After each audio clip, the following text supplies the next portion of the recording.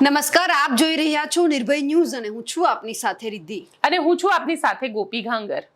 આજે ચર્ચા કરવી છે કે ગુજરાતની અંદર હવે જ્યારે સ્થાનિક સ્વરાજની ચૂંટણી નજીકમાં છે એટલે ભાજપ, કોંગ્રેસ કે આમ આદમી પાર્ટી હવે પોતાની રીતે પૂરજોશમાં ત્યારે તૈયારી કરી રહી છે, તડામાર તૈયારીઓ ચાલી રહી છે। આ બધાની વચ્ચે પણ સવાલ એ થઈ રહ્યો છે ગોપીબેન કે જ્યારે આમ આદમી પાર્ટી છે એટલે કે ગોપાલ ઇટાલિયા બીજી એક વખત આક્ષેપ લગાવ્યા છે કે ગુજરાત પોલીસ અને ભાજપ વચ્ચે ક્યાંક સાંઠગાંઠ છે। આમ આદમી પાર્ટીના કાર્યકર્તા, ખાસ કરીને જેમને ટિકિટ આપવામાં આવી રહી છે, એમની સામે ક્યાંક ગુના નોંધવામાં આવી રહ્યા છે। આખી બાબતને સમજીએ।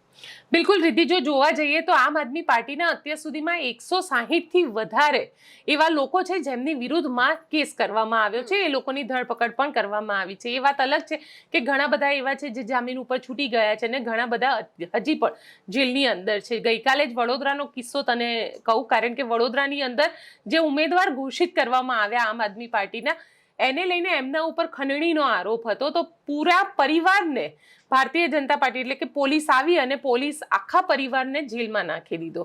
એટલે ક્યાંક ને ક્યાંક ગોપાલ ઇટાલિયા જે રીતે સતત પોતાના સોશિયલ મીડિયામાં મૂકી રહ્યા છે અને સતત એવો આરોપ લગાવી રહ્યા છે કે ભારતીય જનતા પાર્ટીની સાથે મળીને પોલીસ સાઠગાંઠથી અત્યારે અમારા કાર્યકર્તાઓની ધરપકડ કરી રહી છે અને જે લોકોના નામ આવી ગયા છે એ લોકોને વીણીને એવું કહી શકાય કે જૂનો કેસ હોય તો એ કેસમાં પણ અત્યારે ધરપકડ કરવામાં આવી રહી છે। એટલે ક્યાંક ભારતીય જનતા પાર્ટી પણ એવું માની રહી છે કે જો આમ આદમી પાર્ટીને અત્યારે કંટ્રોલ નહીં કરવામાં આવે તો 27ની ચૂંટણીમાં તેમને તકલીફ થઈ શકે છે।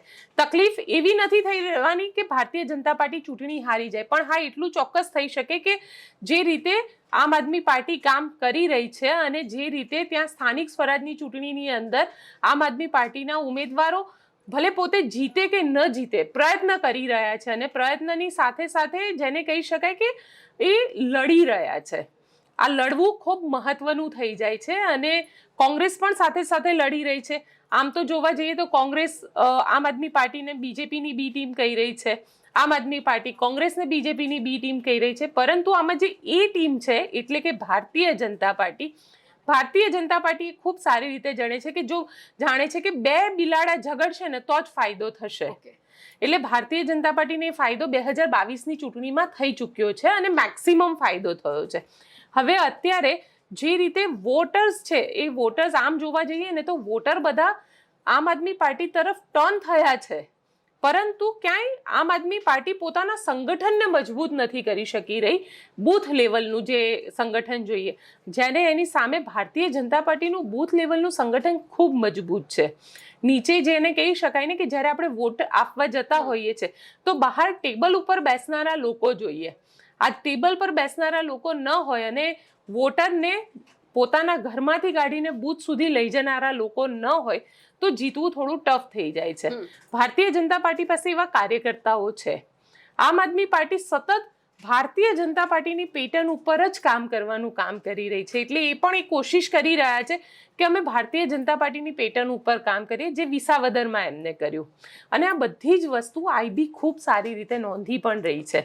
આઈબીના ઇનપુટ્સ રેગ્યુલર બેઝ પર ગૃહ વિભાગને મુખ્યમંત્રી સુધી પહોંચી પણ રહ્યા છે અને આઈબીના જે રિપોર્ટ્સ મળી રહ્યા છે એ રિપોર્ટ્સની અંદર ક્યાંક ને ક્યાંક અત્યારે જે મારી પાસે મારા સોર્સ દ્વારા જે કહેવામાં આવ્યું છે તેના પ્રમાણે ક્યાંક નો ડાઉટ આમ આદમી પાર્ટી જીતી નહીં શકે, પણ આમ આદમી પાર્ટી ત્યાં આગળ જે મત ક્ષેત્ર છે તે ક્ષેત્રની અંદર ચોક્કસથી ડેમેજ ચોક્કસ કરી શકે છે અને ડેમેજ બહુ મોટા પ્રમાણમાં કરી શકે છે।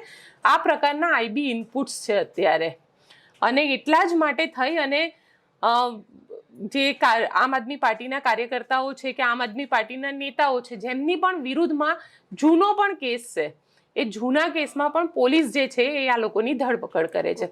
એક તને ઉદાહરણ આપું, કારણ કે જે વખતે ચીમનભાઈ પટેલની સરકાર હતી અને ચીમનભાઈ પટેલ અહીંયા આગળ જ્યારે ચૂંટણી લડી રહ્યા હતા, પેટા ચૂંટણી હતી, અને પોલીસનો ખૂબ ઉપયોગ કરવામાં આવ્યો હતો અને જ્યારે પોલીસનો ઉપયોગ કરવામાં આવે ને ત્યારે જનતામાં એક અલગ પ્રકારનો આક્રોશ દેખાય અને એનું પરિણામ એ આવ્યું હતું કે એ વખતે હરેન પંડ્યા હતા, હરેન પંડ્યા એ વખતે 40,000 પ્લસ વોટથી જીતી ગયા હતા, કારણ કે ક્યાંક સત્તાનો દુરુપયોગ થયો તો પોલીસને આગળ કરવામાં આવી હતી। આ વખતે પણ અહીંયા પણ એવું જ કરવામાં આવી રહ્યું છે કે પોલીસને આગળ કરવામાં આવી રહી છે. પણ સવાલ અહીંયા એ ઊભો થઈ રહ્યો છે કે પોલીસને આગળ કરવામાં આવી રહી છે, જનતા આ બધું જોઈ રહી છે, જનતા આને કેટલું સિરિયસલી લે છે. કારણ કે અંતે તો થઈ એ રહ્યું છે કે સતત લોકોની સમસ્યા છે. આજે સુરતની અંદર લોકો પહોંચ્યા હતા, ભાજપના નેતાઓ પહોંચ્યા, વોટ માંગવા માટે પહોંચ્યા હતા, અને જ્યારે વોટ માંગવા માટે પહોંચ્યા તો લોકોએ કાળા પાણીની બાલટી જે છે એ લઈને ભાજપના નેતાઓની સામે આવી ગયા અને ભાજપના નેતાઓને કહી દીધું કે શરમ આવવી જોઈએ તમને. હવે શરમ કેમ આવવી જોઈએ? કારણ કે આટલા વર્ષથી તમારી સરકાર છે, 30 વર્ષથી જ્યાં તમે રાજ્યની અંદર સરકાર ધરાવો છો, મ્યુનિસિપલ કોર્પોરેશનની અંદર તમે છેલ્લા લગભગ 3 ટર્મ 4 ટર્મથી સરકાર ધરાવો છો, અને છતાં પણ અમારે આટલું ગંદુ પાણી પીવામાં આવે છે. એટલે આ જે દ્રશ્ય સામે આવ્યા, ત્યાં આગળ ભાજપના નેતાઓ પણ પહોંચ્યા હતા અને તેનો જે જનતા દ્વારા વિરોધ કરવામાં આવ્યો, અને ત્યારબાદ લોકોએ શું કહ્યું તે પણ આપણા દર્શકોને સંભળાવી દઈએ.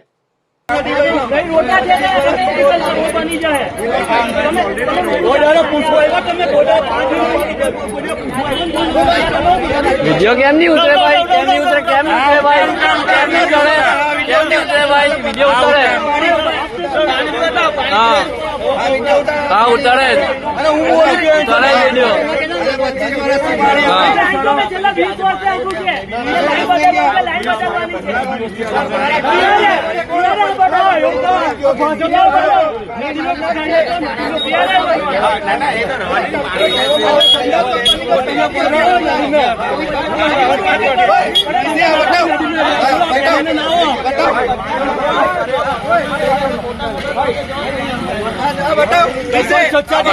આ પાણી આવે છે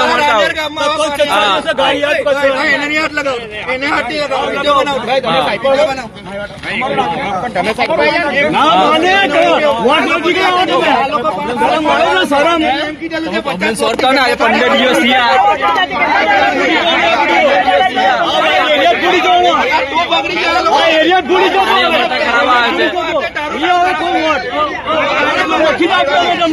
કોઈ વોટ નહીં આવે.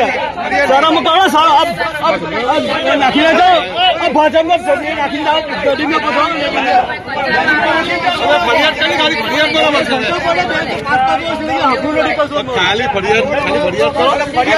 ભાઈ ફરિયાદ કેટલા દિવસથી કરીએ છીએ અમે.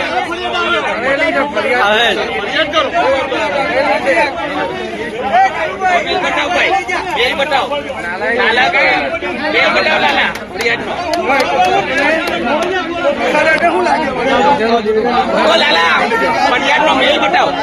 ફરિયાદ કરો, ફરિયાદનો મેલ બતાવો. સાહેબ કે ફરિયાદનો મેલ મેલ બતાડીએ. ટ્રાફિક લાગી દે બોલે તો એ બધી વાત નોનસેન્સ થોડી. હા કામ બરાબર, કામનું કહેવાય.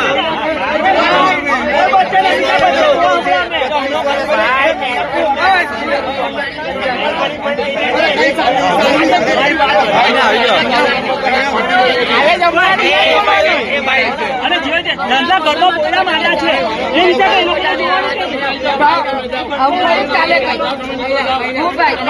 પાણી કેટલા દાવા છે જવાબ નથી અપાતો.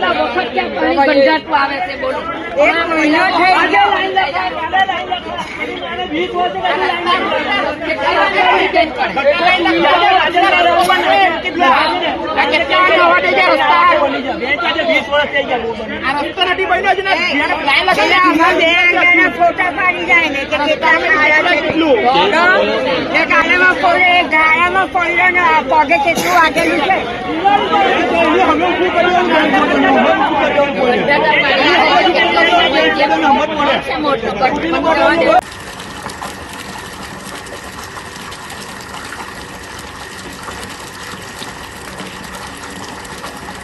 તમે સુરતના લોકોને પણ સાંભળ્યા. સ્વાભાવિક છે કે વર્ષોથી તમે કોઈ એક પક્ષને મત આપો છો એટલે સ્વાભાવિક છે કે એમાં ગુસ્સો રહેવાનો જો તમને પાયાની સુવિધા નથી મળતી. બિલકુલ. પણ સાથે સાથે ઘણા બધા કાર્યકર્તા એવા છે. આજે વાત કરવી છે આમ આદમી પાર્ટીની. ગોપીબેન, આપણે ધોરાજી ઉપલેટામાં જોયું કે આમ આદમી પાર્ટીના જે કાર્યકર્તા છે એવું કહે છે કે ટિકિટનું આખું એક ઉમેદવારી પત્રક છે બધા જાહેર થઈ ગયું હતું, અચાનક હેમંત ખવાના કહેવાથી અટકી ગયું, નવું આવ્યું. પણ હવે જો અમને ટિકિટ આપવામાં નહીં આવી તો અમે લોકો રાજીનામા આપશું. તમે સંગઠનની વાત કરી તો આમ આદમી પાર્ટીમાં ક્યાંક એવું લાગી રહ્યું છે કે સૌરાષ્ટ્રમાં હવે ભડકો થવાનો છે. બિલકુલ, જો કારણ કે એનું કારણ પણ એવું જ છે કે સૌરાષ્ટ્રની અંદર સ્થિતિ કેવી છે કે રાજકોટની અંદર ટિકિટ આપ્યા બાદ ત્યાં આગળ ભડકો થઈ ગયો. રાજકોટ મ્યુનિસિપલ કોર્પોરેશનમાં પણ ઘણા બધા એવા કોંગ્રેસી નેતા છે જે લોકો કહી રહ્યા છે કે અમને ટિકિટ નથી આપવામાં આવી. ક્યાંક ને ક્યાંક સાંઠગાંઠ ચાલી રહી છે. આમ જોવા જઈએ ને તો રીતિ ચૂંટણી પહેલા આપણા દર્શકોને એ સમજાવીએ, આપણા જે વ્યુઅર્સ છે તેમને એ સમજાવીએ કે આ પ્રકારનો ભડકો કેમ થાય છે પાર્ટીની અંદર અને ભારતીય જનતા પાર્ટીમાં ભડકો કેમ નથી થતો. તો એની પાછળના પણ કારણ છે. એની પાછળના કારણ એવા છે કે અત્યાર સુધી મેં કોંગ્રેસમાં જોયેલું છે કે કોંગ્રેસમાં કોઈ એક સીટ હોય તો એ એક સીટ માટે થઈને દાવેદારો 5 થી 7 હોય અથવા તો 10 હોય. આ લોકલ બોડીના ઇલેક્શન છે એટલે અમદાવાદમાં જ એવી ઘણી બધી સીટો છે જ્યાં 100 થી વધારે દાવેદારો ભારતીય જનતા પાર્ટીમાં આવ્યા છે. કોંગ્રેસની અંદર પણ ઘણા બધા દાવેદારો આવ્યા છે. એક સીટ માટે 6 જેટલા પ્લસ 6 થી વધારે દાવેદારો એક સીટ માટે છે. એટલે આ બધી જગ્યાએ ભારતીય જનતા પાર્ટીની રણનીતિ શું રહે છે કે જ્યારે આવા દાવેદારો આવે છે ને એક સામટા આટલા બધા દાવેદારો આવતા હોય, કારણ કે દરેકને એવું હોય કે ભાજપ અમને ટિકિટ આપી દેશે તો અમે જીતી જઈશું. એટલે અહીંયા આગળ માની લે કે અત્યારે ચૂંટણીમાં તું અને હું બંને કોઈ એક સીટ ઉપરથી દાવેદાર છે અને આપણે બંને ભારતીય જનતા પાર્ટીમાંથી દાવેદારી નોંધાવી તો ભારતીય જનતા પાર્ટી શું કરે, તને ટિકિટ આપે ને તો તને એમ કે પહેલા તું જઈને ગોપીબેનના આશીર્વાદ લઈ આવજે. એટલે તમારો જે ગુસ્સો હોય ને એ પહેલા જ શાંત કરી દે. કારણ કે જો મારો ગુસ્સો હશે પણ ભાજપને ખબર છે કે મારો ગુસ્સો છે તો હું કેટલા વોટરને અસર કરી શકું. જો હું નિષ્ક્રિયતા પણ આવે ને તો મારી નિષ્ક્રિયતા પણ 500, 700, 1000, 2000 વોટને અસર કરે છે. એટલે પહેલા જ રિદ્ધિને એવું કહી દેવામાં આવે કે રિદ્ધિ સૌથી પહેલા ગોપીના ત્યાં જઈને ચા પીવાની છે તારે. એટલે જ્યારે તું મને મળવા આવે, પગે લાગે, આશીર્વાદ લે, જીતવા માટે તું મને કે એટલે હું તને આશીર્વાદ આપું, કારણ કે અલ્ટિમેટલી છેલ્લે તો પાર્ટીમાં જ રહેવાનું છે. એટલે મારે પછી મારો બધો જ ગુસ્સો ભૂલી જવાનો અને પાર્ટીના કામમાં લાગી જવાનું. આ ભાજપની રણનીતિ છે. જ્યારે કોંગ્રેસની અંદર શું થાય છે, જ્યારે ટિકિટ નથી મળતી એટલે લોકોનો ગુસ્સો કેમ બહાર આવે છે, એટલે આપણે હંમેશા એવું કહીએ કે ચર્ચા ભાજપની થતી હોય એટલે ભાજપ અને કોંગ્રેસના ઉમેદવારોમાં જ્યારે ટિકિટ વહેંચણી થાય ત્યારે કોંગ્રેસની ઓફિસ ઉપર દર વખતે તોડફોડ થાય છે. આ વખતે પણ બાઉન્સર મૂકી દેવામાં આવ્યા છે અત્યારે કોંગ્રેસની ઓફિસે, કારણ કે ત્યાં તોડફોડ ન થાય. હવે કોંગ્રેસમાં શું થાય છે એ પણ આપણે દર્શકોને કહીએ. કોંગ્રેસમાં જાણે તેમ કોંગ્રેસની ટિકિટ માંગી, મેં કોંગ્રેસની ટિકિટ માંગી. મને નથી ખબર કે તે ટિકિટ માંગી છે, તને નથી ખબર મેં ટિકિટ માંગી છે.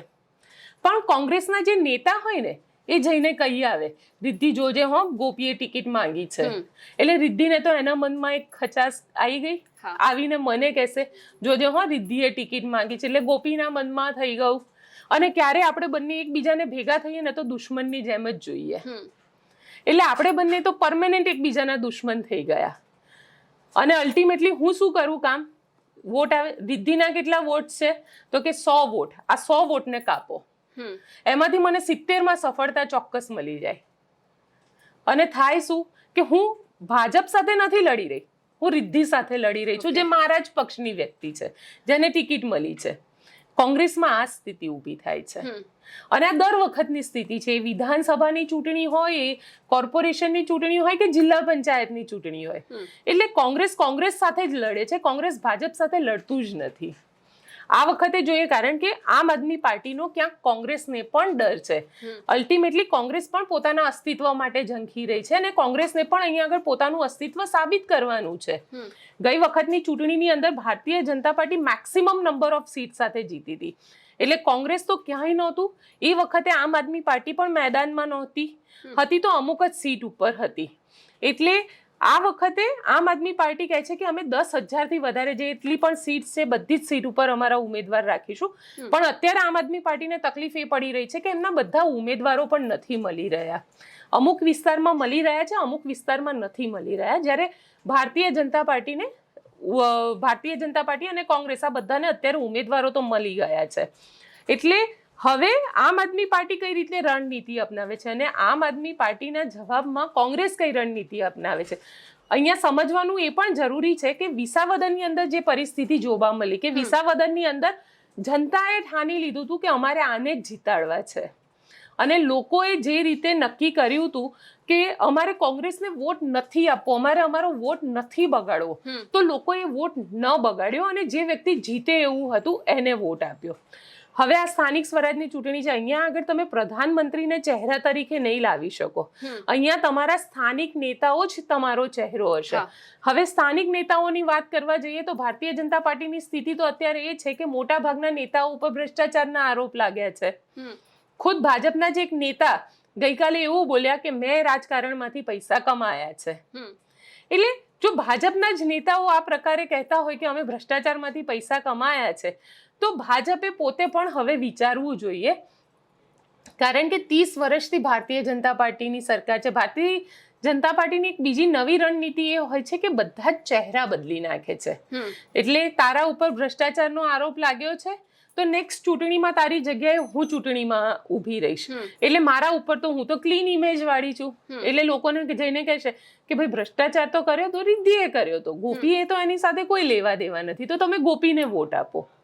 એટલે આવી રીતે આખું ચાલે છે તંત્ર. અને સૌથી મહત્વની વસ્તુ એ છે કે આ વખતે જે રીતે જગદીશ વિશ્વકર્મા કહી રહ્યા છે કે પાથરણા પાથરવા વાળા કે જે પાયાના કાર્યકર્તા છે એ પાયાના કાર્યકર્તાને અમે ટિકિટ આપીશું. એટલે હજી સુધી ભાજપનું લિસ્ટ આવ્યું નથી. હવે ભાજપનું લિસ્ટ આવે અને પાયાના કેટલા કાર્યકર્તાને ટિકિટ મળે છે એના ઉપર ખૂબ મોટો દારોમદાર રહેલો છે ભાજપનો. કારણ કે આમ આદમી પાર્ટી હોય કે પછી કોંગ્રેસ હોય, આ લોકોના પત્તા ખુલી ગયા છે. લગભગ 50% પત્તા ખુલી ગયા છે. એટલે ભાજપ એ લોકોના કેન્ડિડેટ ઉપર પણ પોતાની રણનીતિ નક્કી કરે. જ્યાં કોળી સમાજની નેતા મૂક્યા છે કોંગ્રેસે અને ત્યાં આગળ કોળી વસ્તી વધારે હશે તો ત્યાં ભારતીય જનતા પાર્ટી પણ કોળી નેતા મૂકી દેશે. કે એવી રીતે આખું જ્ઞાતિ જાતિનું જે સમીકરણ છે જે કરવામાં ભારતીય જનતા પાર્ટીને માસ્ટર ગણવામાં આવે છે, તો એ પણ આપણને અહીંયા આગળ જોવા મળશે.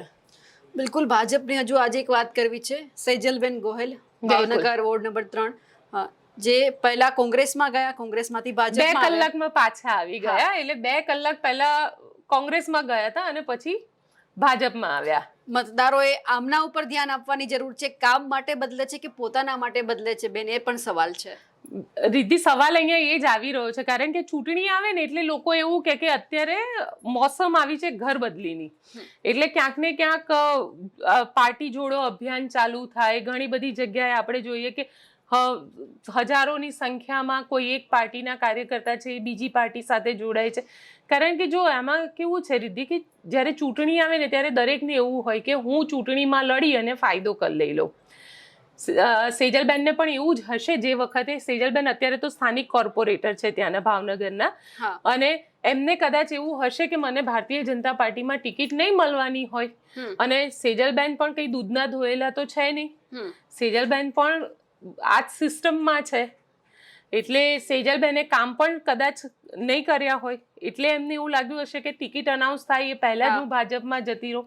પણ ભાજપમાં ગયા બાદ એમને જે આરોપ લગાવ્યા છે અને પછી ભાજપમાં એટલે કોંગ્રેસમાં ગયા અને કોંગ્રેસમાં ગયા ત્યારે જે આરોપ લગાવ્યા અને પછી પાછા ભાજપમાં ઘર વાપસી કરી 2 જ કલાકની અંદર, અને પછી જે શબ્દો બદલાયા, આ બંને શબ્દને પણ સાંભળી લઈએ. કારણ કે અહીંયા જનતાએ સમજવાની જરૂર છે કે આ આપણા નેતાઓ આપણને કેવા મૂર્ખ બનાવે છે.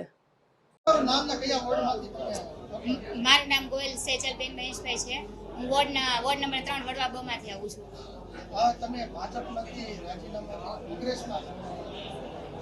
એનું કારણ એવું છે કે એમાં ભાજપને ઓલામાં બેનો સુરક્ષિત નથી અને હું પોતે નગરસેવિકા હોવા છતાં પણ હું સુરક્ષિત નથી. એ કારણ છે કે હું ભાજપમાંથી કોંગ્રેસમાં આવું છું.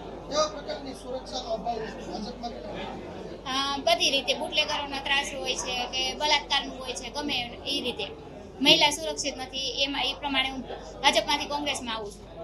આપણા વિસ્તારની અંદર પોલીસ અને સીએમ સુધી લેટર પણ લખેલો છે. હા, ના એની કાર્યવાહી કાંઈ પણ નથી થઈને કાંઈ જવાબ પણ નથી મળ્યો મને. ના, એનો કાંઈ રિસ્પોન્સ મળ્યો જ નથી. મારી સુરક્ષા, મહિલા લોકોની સુરક્ષા. તમે કહો કે તમને ભાજપમાં શું તકલીફ હતી કે તમે કોંગ્રેસમાં અચાનક જ્યારે તમને ટિકિટ આપી હતી, તમે નગરસેવક તરીકે ભાજપના સિમ્બોલ ઉપર ચૂંટાયેલા હતા, અચાનક અત્યારે જ્યારે ટિકિટની ફાળવણીની ચાલુ છે ત્યારે તમે કોંગ્રેસમાં જોડાણા? કોંગ્રેસની વિચારધારા અને પેલા ભાજપના એટલે હું જ સુરક્ષિત નથી. અને અમારા દલિત સમાજનું ને લઘુમતી સમાજનું ઓબીસી સમાજનું બહુ શોષણ થાય છે. કઈ રીતે સુરક્ષિત નહોતા? તો તમે સુરક્ષિત નહોતા તો 5 વર્ષ સુધી તમે કેમ રહ્યા ત્યાં? વચ્ચેથી તમારે મૂકી દેવું હતું ને ભાજપને. હા બરોબર છે, પણ હું સુરક્ષિત નથી. મને થોડોક સમય મને તો એકવાર લાગ્યું મેં કીધું એકવાર જોઈજો, પણ આગળ જેમ જેમ ગઈ તો લાગ્યું નહીં કે હું સુરક્ષિત છું. કઈ રીતે સુરક્ષિત નહોતા તમે ભાજપમાં? પહેલા પ્રથમ તો અમારા વિસ્તારમાં બુટલેગરનો ત્રાસ હતો, મારી પર હુમલો થયો, મારા હસબન્ડ ઉપર હુમલો થયો. મેં જે પાર્ટીને જાણ કરી લીધો પણ નહોતું થયું મારે. તમને કોંગ્રેસ ઉપર એવો વિશ્વાસ છે કે અચાનક તમને એવો વિચારધારામાં ખ્યાલ પડી ગયો કે તમે સુરક્ષિત થઈ જવાના હતા? હા, કે તમને અત્યારે ટિકિટ નથી મળવાની એટલે તમે આવો છો અહીંયા? ના ટિકિટ કોઈ પણ બેન માત્ર 3 કલાકમાં કોંગ્રેસમાંથી ભાજપમાં આવ્યા છો, શું કહેશો? શું એવું થયું તો પાછું આવું જવું પડ્યું? હું થોડાક સમય માટે ભરમાઈ ગઈ હતી. આ કોંગ્રેસના આગેવાનોએ મને ભરમાઈ દીધી હતી. કઈ રીતે ભરમાવી દીધા? મને અલગ અલગ રીતે ને સુરક્ષિત નથી ને અને એ લોકો દ્વારા જ મને બોલાવવામાં આવ્યું હતું કે આવી રીતે બધું બોલજો તમે. અચ્છા બેન, પણ તમે અને તો હા, બોલો. પછી મારી ભૂલ સમજ જાણી એટલે હું પાછી આવી અહીંયા. અચ્છા. તમે એવું કહી રહ્યા હતા કે હું પોતે સુરક્ષિત નથી, માઇનોરિટી વિસ્તાર ઓબીસી લોકો છે એ પણ સુરક્ષિત નથી ભાજપમાં. મને કોંગ્રેસના આગેવાનો દ્વારા કહેવામાં આવ્યું હતું કોણે તમે એવી કીધું? રીતે બોલજો. શું આગેવાન છે? કોણ નામ? કોંગ્રેસના આગેવાનો છે ઘણા. પણ શું નામ હતું બેન? નામ તો નથી. અચ્છા, એટલે હવે તમે જે પહેલા કહી રહ્યા હતા કે હું ભાજપમાં સુરક્ષિત નથી, તો અલા કોંગ્રેસ ભાજપમાં સુરક્ષિત નથી, તો હવે તમે પાછા સુરક્ષિત કે? હા સુરક્ષિત જ છું, પણ મને ભરમાવામાં આવી હતી, મારે ભૂલ થઈ ગઈ હતી અને ભૂલની હું માફી માંગુ છું, સ્વીકાર કરું છું. ફરીથી હું ભારતીય જનતા પાર્ટીમાં હતી અને જીવિત રહીશ ત્યાં સુધી ભારતીય જનતા પાર્ટીમાં રહીશ. બેન, પણ 3 કલાકમાં એવું શું થઈ ગયું કે તમે છે તમને જ્ઞાન થઈ ગયું, સંજ્ઞાન થઈ ગયું? મને મારી ભૂલ સમજાઈ ગઈ અને મેં વિચાર કરીને પાછી હું આવી છું. અચ્છા, કોણે ભૂલ સમજાવી બેન? મને મારી જાતે જ ભૂલ સમજાઈ ગઈ અચ્છા છે. બેન, કોંગ્રેસમાં જોડાણા ત્યારે તમને ભાજપના એક નેતાનો ફોન આવ્યો તો કોનો ફોન હતો કે હું તમને ટિકિટ આપીશ, આવી જાવ પાછા? ને એવો કોઈ ફોન નતો આવ્યો. મને ત્યાંથી કહેવામાં આવ્યું હતું કે તમે બોલજો આવી રીતે. અત્યારે ભાજપમાં જોડાયા તો ભાજપમાંથી એવું કહેવામાં આવ્યું કે તમને ફરી ટિકિટ આપવામાં આવશે, તમે ભાજપમાં જોડાઈ જાઓ? ના એવું કશું એવું નથી કીધું. મેં મારી જાતે જ હું આવી છું, મારી ભૂલ સમજાઈ ગઈ એટલે હું આવી છું પાછી. પછી ગેરકાયદેસર પ્રવૃત્તિઓ જે ચાલતી હતી, તમે જે વાત કરી રહ્યા હતા ગેરકાયદેસર પ્રવૃત્તિઓની, તો એ હવે પાછી ભાજપમાં રહીને પાછી ગેરકાયદેસર પ્રવૃત્તિ બંધ થઈ જશે કે નહીં? એવી કોઈ પ્રવૃત્તિઓ ચાલતી જ નથી. ત્યાંથી મને એવું બધું કહેવામાં આવ્યું હતું એટલે હું બધું મીડિયા સમક્ષ બોલી હતી. બેન, તમે કહો છો કે હું એવું કહી રહી હતી થોડા સમય પહેલા, એટલે કે આજથી 2-3 વર્ષ પહેલા આપ એસપી કચેરી આવ્યા હતા ને આપ કહી રહ્યા હતા કે મારા વિસ્તારમાં મારી ચાલીમાં ખુલ્લેઆમ દારૂ વેચાય છે, જુગાર ચાલી રહ્યો છે. બેન, ત્યારે તમે ખોટું બોલતા હતા 2 વર્ષ પહેલા? એ 2 વર્ષની પહેલાની વાત છે, અત્યારની વાત નથી. અચ્છા, પણ કોણે બેન તમને ચડાવ્યા હતા? તમે એમ કહો છો કે ચડાવ્યા હતા, પણ કોણે? તમે નાના તો નથી? 2 વર્ષ પહેલાની વાત નથી, અત્યારની વાત છે. અત્યારે પણ કોંગ્રેસના કયા નેતાએ તમને ચડાવ્યા હતા બેન? નામ મને નથી આવડતું. એક આગેવાન હતા, એમણે મને કીધું તમે આવી તો મીડિયા કેવી રીતે માની લે કે તમે જે આક્ષેપ કરી રહ્યા છો કોંગ્રેસ ઉપર એ સાચા છે કે ખોટા? મારી ભૂલ સમજાઈ ગઈ, પાછી આવી ગઈ. હવે આગેવાન તો જે એમના મેન આગેવાન હોય એનું નામ મને જાણકારી નથી. બેન, નામની. તમે અત્યારે સામેથી આવ્યા કે કોઈ તમને ફોન કર્યો પછી? ના, કોઈએ ફોન નથી કર્યો. મારી સામેથી જ આવી. ભૂલ સમજાઈ ગઈ એમાં. અચ્છા, એટલે કોંગ્રેસનો જે મેનિફેસ્ટો હતો પછી ત્યાંથી સીધા અહીંયા આવતા હતા? હા, મને ભૂલ સમજાઈ ગઈ. થોડોક સમય વિચાર કર્યો, પછી ભૂલ સમજાણી કે નહીં મેં આ ખોટું કર્યું છે, હું એમાં જ સુરક્ષિત છું એટલે હું પાછી આમાં આવી ગઈ. હવે પાછી ભારતીય જનતા પાર્ટી તમારી ઉપર કેમ વિશ્વાસ કરશે? કારણ કે તમે પાછા જતા રહેશો તો હું હવે જાજુ નથી આમાંથી, તો જ મને અહીંયા આવવા દીધી હોય ને, વિશ્વાસ હોય તો જ. અચ્છા, હવે પાછો ઓબીસી સમાજ સુરક્ષિત થઈ જશે? હવે એ બધી સમાજ સુરક્ષિત હતી. મેં કીધું મને ભરમાવામાં આવી હતી અને મારે જાજુ કેવું નથી. બેન, કેટલા સમયથી કોંગ્રેસ હોવા છતાં તમારા સંપર્કમાં આવતા હતા? છેલ્લા ઘણા સમયથી. કેટલો સમયથી તમને બોલાવવામાં આવ્યા હતા? કોના દ્વારા બોલાવવામાં? મને લગભગ 2-3 મહિનાથી ગયા કે બોલાવવામાં આવી હતી. તમે આ રીતના પલટો કરી રહ્યા છો, લોકો વિશ્વાસ કરશે તમારી ઉપર? હા, ભારતીય જનતા પાર્ટી ઉપર વિશ્વાસ કરે એટલે કરશે જ મારી ઉપર વિશ્વાસ. કોંગ્રેસના કોઈ ઉચ્ચ નેતાઓ દ્વારા તમારી સાથે વાતચીત કરવામાં આવી હતી ખરી? હા, કોના દ્વારા? જે આપણે શહેર પ્રમુખ છે ને એમના દ્વારા. એનીથી ઉપર ગાંધીનગરની કોઈ ના, ઉપર ના, મંત્રી દ્વારા કોઈની સાથે તમારે ના, વાત એમના કરી? દ્વારા કોઈના દ્વારા નહીં. શહેર પ્રમુખ દ્વારા એવું કહેવામાં આવ્યું કોંગ્રેસમાં આવ્યું? હા. અચ્છા બેન, આ બાબતે શહેર કોંગ્રેસ દ્વારા કોઈ પૈસા આપવામાં આવ્યા હતા કોંગ્રેસમાં જવા માટે? ના, એવા કોઈ પૈસા આપવામાં નથી અચ્છા, આવ્યા. ભાજપે શું લાલચ આપી તમને બેન એમણે પાછું કશી લાલચ નથી આવી. મેં કીધું મારી ભૂલ સમજાઈ ગઈ એટલે હું પાછી આવી. આપવા? બેન, એવું શું થયું 3 કલાકમાં આપને ભૂલ સમજાઈ ગઈ? કંઈક તો થયું હશે, કોઈના આગેવાનોના ફોન આવ્યા હશે, કાર્યાલયમાંથી કોઈનો ફોન આવ્યો હશે. 3 કલાકમાં શું એવી ઘટના ના, બની મારી એ જણાવો. પાસે કોઈનો ફોન પણ નથી આવ્યો અને કશું થયું નથી. મારી રીતે મને ભૂલ સમજાઈ ગઈ કે મેં આ ખોટું કાર્ય કર્યું છે કોંગ્રેસમાં જઈને. અચ્છા, તમારા વિસ્તારમાં જે દારૂના હાટડાઓ કે જુગારના હાટડાઓ ચાલતો હોય, જે તમે અગાઉ તમે આક્ષેપ કર્યા છે, તેની સામે હવે તમે પડશો, બંધ કરાવશો? એવું અત્યારે તો કશું ચાલતું જ નથી. અહીંયા સ્પષ્ટ છે કે સેજલબેન પહેલા જ્યારે કોંગ્રેસમાં ગયા ત્યારે ભાજપના નેતાઓ માટે એવું કહી રહ્યા હતા કે ત્યાં મારું શોષણ થઈ રહ્યું હતું, અને મેં એમની સાથે પોતે વાત કરી અને મેં એમને પૂછ્યું, મેં કીધું કયા નેતાઓ તમારું શોષણ કરી રહ્યા હતા? તો કે ના, એ તો મને કોંગ્રેસના નેતાઓએ કહ્યું હતું કે તમે આવી રીતની વાત કરજો. પણ જે રીતે આખો મામલો સામે આવ્યો છે, જનતાએ સમજવાની જરૂર છે કે આ નેતાઓ ભાજપ અને કોંગ્રેસના નામે પોતાની દુકાન ચલાવી રહ્યા છે, સેવા નથી કરી રહ્યા.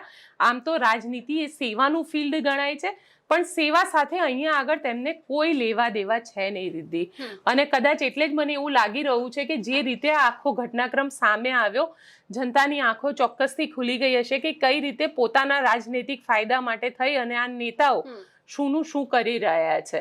સાથે સાથે આજે ગૃહમંત્રી હર્ષ સંઘવીએ પણ એક પ્રેસ કોન્ફરન્સ કરી, અને આ પ્રેસ કોન્ફરન્સ કોંગ્રેસના જે અધ્યક્ષ મલ્લિકાર્જુન ખડગે, કારણ કે મલ્લિકાર્જુન ખડગેનું એક નિવેદન આવ્યું ગઈકાલે, એમને કેરલામાં હતા અને કેરલાની ચૂંટણી અત્યારે ચાલી રહી છે વિધાનસભાની, અને ત્યાં આગળ એમને એક નિવેદન આપ્યું કે ગુજરાતના લોકો અભણ અને અભણ અને અજ્ઞાની છે, એટલા માટે થઈ અને ગુજરાતમાં આટલા વર્ષથી ભારતીય જનતા પાર્ટી જીતી રહી છે.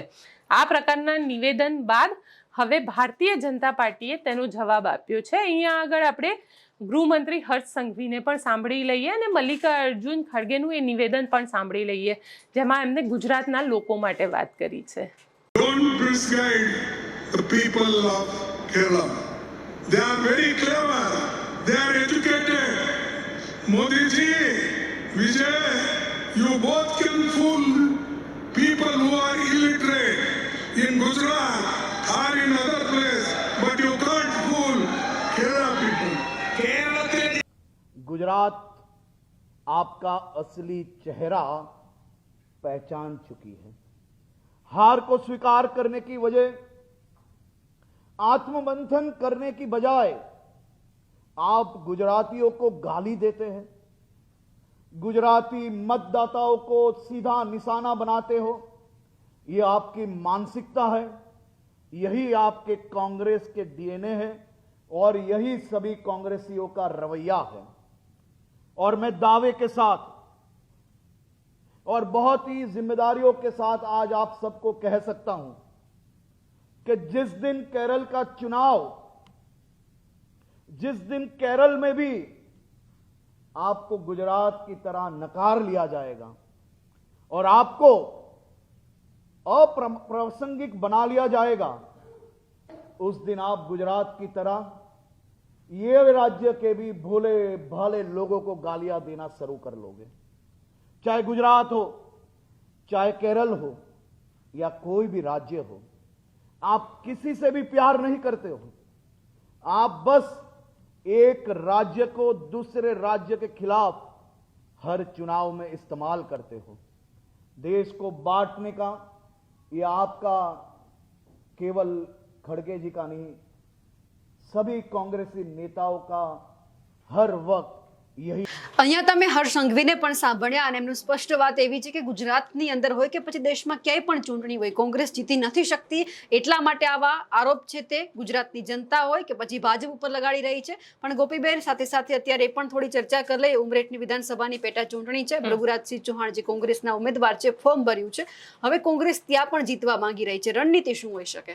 બિલકુલ, કોંગ્રેસની અહીંયા રણનીતિ સ્પષ્ટ છે કે જો ઉમરેઠની અંદર આ સીટ જીતશે કોંગ્રેસ, તો કોંગ્રેસના જે 12 ધારાસભ્ય છે એની જગ્યાએ હવે વિધાનસભામાં 13 ધારાસભ્ય થશે. અને ભૃગુરાજસિંહ ચૌહાણ જે છે એ કોંગ્રેસના વર્ષો જૂના કાર્યકર છે, ક્યાંક ને ક્યાંક ક્ષત્રિય વોટ બેંક જે છે આખી.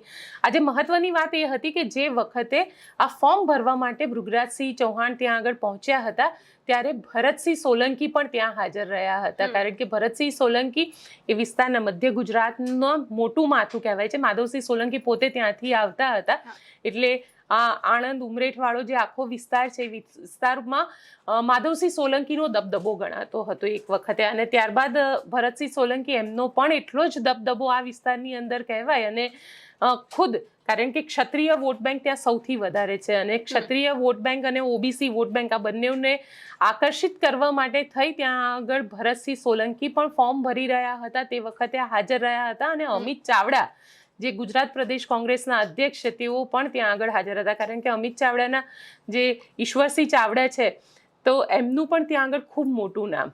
એટલે ક્યાંક ને ક્યાંક અહીંયા આગળ જેને કહી શકાય કે કોંગ્રેસ પોતાના જે વડીલો છે એ વડીલોના નામ ઉપર અહીંયા આગળ ચૂંટણી જીતવા માટેની એક મહેનત કરી રહી છે ઉમરેઠની અંદર.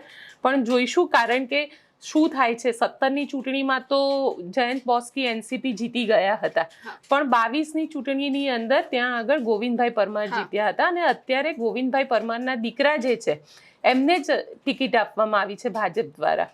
હવે એ દીકરાનો વારસો જીતે છે કે પછી ક્ષત્રિય વોટ બેંક ત્યાં જીતે છે. આજે ખૂબ ઇન્ટરેસ્ટિંગ વાત એ થઈ કે ક્ષત્રિયો જે છે ને એ ક્ષત્રિયો પણ સામે આવ્યા અને ક્ષત્રિયોએ એવું કહી દીધું કે રૂપાલા વખતે તો 2024 લોકસભાની ચૂંટણીમાં ક્ષત્રિય સમાજ વધારે કશું કરી નહોતું શક્યું, પણ હવે ક્ષત્રિય સમાજ આ સ્થાનિક સ્વરાજની ચૂંટણીમાં પોતાનો પાવર બતાડી દે. રિદ્ધિએ જ વાત કરી છે કરણસિંહ ચાવડા સાથે અને કરણસિંહ ચાવડાએ શું કહ્યું તે પણ સાંભળી લઈએ, કારણ કે ક્ષત્રિયો જો પોતાનો પાવર આ સ્થાનિક સ્વરાજની ચૂંટણીની અંદર બતાડશે તો કદાચ ભારતીય જનતા પાર્ટીને ભારે પડશે. મારી સાથે અત્યારે કરણસિંહ ચાવડા જોડાયેલા છે. કરણસિંહ, નિર્ભય ન્યૂઝમાં આપનું સ્વાગત છે. જી ધન્યવાદ. કરણસિંહ, હવે ગઈકાલે જે દક્ષિણ ગુજરાતની એટલે કે સુરતમાં એક બેઠક ક્ષત્રિય સમાજની યોજાઈ હતી, શું નિર્ણય કરવામાં આવ્યો છે સ્થાનિક સ્વરાજની ચૂંટણીને લઈને? એટલે આમાં દક્ષિણ ગુજરાતની 24 સંસ્થાઓના પ્રતિનિધિઓની બેઠક અગાઉથી નક્કી હતી. 10 દિવસ પહેલા એની તારીખ નક્કી થઈ હતી અને ચૂંટણી તો પછી જાહેર થઈ. એટલે અમારા જે મુદ્દા હતા તે સામાજિક, શૈક્ષણિક કઈ રીતે આગળ આયોજન કરવું, ત્યાં છાત્રાલયના ભવન નિર્માણની પણ બધી ચર્ચાઓ ત્યાં અંકલેશ્વર વિકાસ બાબતની હતી. એટલે આ મુદ્દો રાજકીય પણ ચર્ચાયો અને એમાં એવી ચર્ચા થઈ અને ત્યાં પ્રેસમાં પણ આપણા બધા પ્રેસ મિત્રો પણ હતા. હું એમનો પણ આભાર માનું છું કે અમને અમારી વાત આપ પણ જેમ પહોંચાડી રહ્યા છો એમ પ્રજા અને સરકાર સુધી વાત પહોંચાડી. વાત એવી હતી કે જે અમારી માગણી હતી ને અમારી સંસ્થાઓ જે છે જુદી જુદી એના આગેવાનોનો પણ એવો અભિપ્રાય હતો કે જે જનરલ સીટ હોય એ જનરલ સીટ ઉપર એ તાલુકા પંચાયત હોય, જિલ્લા પંચાયત હોય, નગરપાલિકા કે મનપા હોય તો એમાં જનરલ કેટેગરીના ઉમેદવારને જ ટિકિટ આપવી જોઈએ, કારણ કે એ રિઝર્વ કેટેગરી જે હોય એસસી એસટી ઓબીસી એમાં જનરલ કેટેગરીના ઉમેદવાર લડી શકતા હોતા નથી. એટલે આ મુદ્દાની પણ ચર્ચા થઈ હતી. ક્ષત્રિય સમાજ આ ચૂંટણીમાં કઈ તરફ રહેશે? કારણ કે વાત સામે આવી કે પ્રતિનિધિત્વ જે સૌથી વધારે આપે એ તરફ આ વખતે તમે રહેવાનો નિર્ણય કર્યો છે. ઓફકોર્સ દરેક સમાજોની રણનીતિ એવી જ હોય છે કે જે રાજકીય પક્ષો એ એમના સમાજને યોગ્ય પ્રતિનિધિત્વ આપે માન સન્માન સાથે, તો જ્યારે મતદાનના દિવસો નજીક આવશે ત્યારે જુદા જુદા સમાજની અમારી જે સંસ્થાઓ છે એ બધા આગેવાનો ભેગા થશે અને અમે અન્ય સમાજને પણ સાથે રાખીશું. પાટીદાર સમાજ પણ આમાં પહેલ કરશે તો એમનું પણ સ્વાગત છે. બ્રહ્મ સમાજનું ટૂંકમાં અમે તો બધાને સાથે લઈને ચાલવા વાળા છે. એ વખતે અમે નક્કી કરીશું, અભ્યાસ અને ડેટા વાઇઝ અમે અભ્યાસ કરીને જોઈશું કે કોને કેટલી ટિકિટ અમને આપેલી છે તો આગેવાનો નક્કી કરશે. એટલે જનરલી એવું હોય કે કોઈ સમાજ અગાઉથી કઈ નક્કી નથી કરતી તો અમે આ પક્ષને મત આપીશું. અત્યાર સુધી એવું કદી નથી. મત કોને આપવો એ લોકો નક્કી કરતા હોય છે, પણ કોઈ સમાજે અત્યાર સુધી એવું જાહેર કર્યું હોય કે ભાઈ અમે આ રાજકીય પક્ષને મત આપીશું એવું બનતું નથી. પણ અમે જોઈશું જરૂર કે ભાઈ અમને પ્રતિનિધિત્વ, માન સન્માન, ભૂતકાળની પણ ઘટનાઓ એ અમારા સમાજમાં હજુ એનો પણ આક્રોશ તો છે જ. જે પરસોત્તમભાઈ રૂપાલા વખતની જે ઘટનાઓ ઘટિત થઈ હતી એનો પણ અત્યારે હાલ યુવાનોમાં, માતાઓમાં, બહેનોમાં, સમાજમાં આક્રોશ તો છે જ. એટલે આ વસ્તુ પણ નજરઅંદાજ કરવામાં આવશે તો એ યોગ્ય નહીં રહે એવી ચર્ચા પણ કાલે બધા યુવાન મિત્રોએ પણ કરી હતી અને મારી સમક્ષ એ લોકોએ એમની લાગણીઓ મૂકેલી છે. આ સાથે જ પદ્મિનીબા વાળા એક નિવેદન એવું પણ આપ્યું છે કે ક્ષત્રિય સમાજની મહિલાઓ આ ગુજરાત ભ્રમણ કરશે અને ક્ષત્રિય સમાજને વિનંતી કરવામાં આવશે કે આપણી સાથે જે અન્યાય થયો એ હજુ આપણને ન્યાય નથી મળ્યો તો પછી આપણે ભાજપને મત નથી આપવાના, એવી કોઈ વાત તમારા કાન સુધી પહોંચી છે? કારણ કે વિડીયો ખૂબ વાયરલ થયો છે.